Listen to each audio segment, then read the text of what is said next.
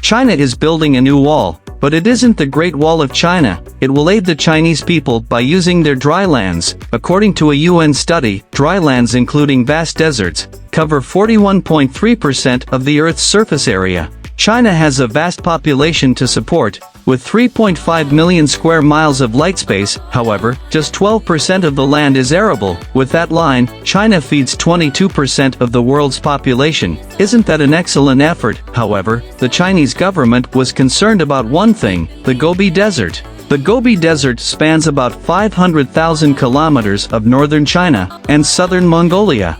So although the government is no longer concerned about desert invaders invading Beijing, the expanding dryness of northern China poses a severe danger to the country and its people. The Gobi Desert is the world's fastest spreading desert, transforming over 250 miles of grassland per year. This expansion devastates agricultural land and generates sandstorms that wreak havoc on populations along the desert's edge.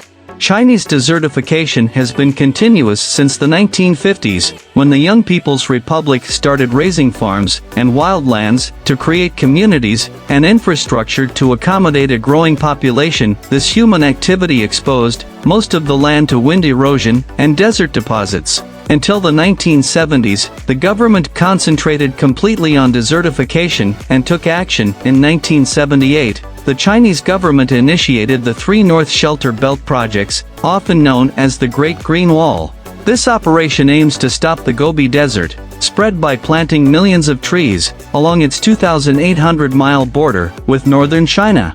In recent years, the government has supported and developed several big forestation initiatives, culminating in the world's largest tree planting endeavor. Every citizen above the age of 11 must plant 3 poplars, eucalyptus, or larches each year to contribute to the common cause. Villagers are paid to plant seedlings, and the government leases private land for forest planting. Growers harvest mature trees for wood. This is supposed to have reduced poverty and made some people incredibly rich. So instead of revolution, the government used capitalism to nurture trees. Reforestation is one of the world's most important environmental projects. Grass and indigenous trees are planted first, followed by drought-resistant species, then come to the hardest trees such as poplars. Planting teams are formed and seeds are dispersed throughout the plains. China's elites, including ministers, join specialists and amateurs in planting trees each year. Approximately 500 million people take part in this magnificent event. Although billions of trees have been planted, the project intends to plant 100 billion trees by 2050. According to the Chinese government, around 66 billion trees have been planted in northern China during the previous several decades. Between 2009 and 2014, thousands of moving dunes were stabilized, and the frequency of sandstorms was cut in half throughout the country. According to the Chinese Academy of Sciences study, over 7.88 million hectares of windbreak trees have been planted. 336,200 square kilometers of desertification has been reversed, and over 10 million hectares of grasslands have been protected, regenerated in the previous 40 years. This method has contributed to an increase in total forest coverage from 10% in 1949 to around 25%. According to the government, since 2000, deserts have grown by 10,400 square kilometers every year. In 2017, that number fell to about 2,400 square kilometers every year. The northern region's green cover has increased from 5% to 13.5%, while parts of the Gobi Desert are blooming with lush vegetation, rich soil, and more rainfall.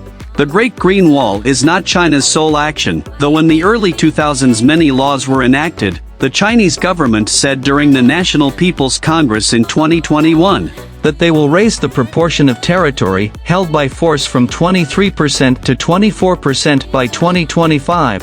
While the Great Green Wall project has shown potential, it is not flawless. Some opponents of the initiative are critical, but the majority are anti-monoculture. Most woodlands just contain one tree species, rendering them vulnerable to epidemics. Numerous trees have been devastated by plant disease. The World Bank advised China to prioritize tree species quality above number. A forced debate occurred a few years ago. Large Chinese cities, particularly Beijing, suffer from pollution, which increases year after year. Despite government efforts, smog is pushed out by cities by the winds. However, this has become infrequent.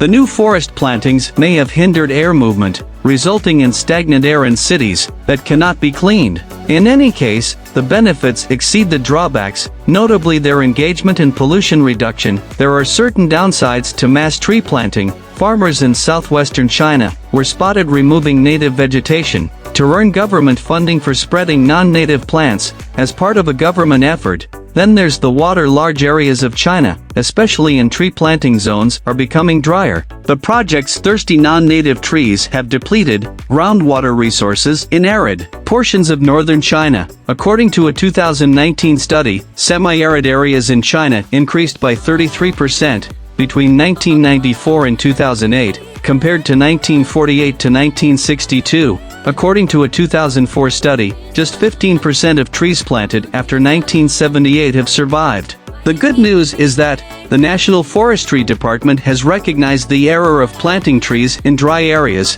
and has moved to cultivating shrubs that need less water. Well, that's it for today's video. We hope you enjoyed it. Don't forget to hit that like button, you hit the subscribe button, ring the bell and get notified. And thanks for watching. We'll catch you next time.